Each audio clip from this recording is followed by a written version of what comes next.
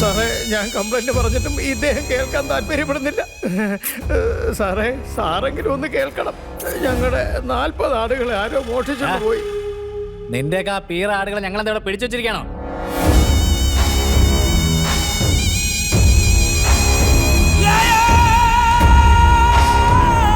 സാറേ, ഞങ്ങൾ വിശ്വസിച്ചിരിക്കുന്നത് നിങ്ങളെ മാത്രമാണ്. ഞങ്ങളെ രക്ഷിക്കേണ്ട കടമ നിങ്ങളുടേത് മാത്രമാണ്.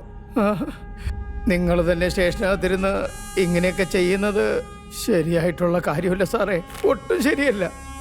വലിയ തെറ്റാണ്, തെറ്റാണ്.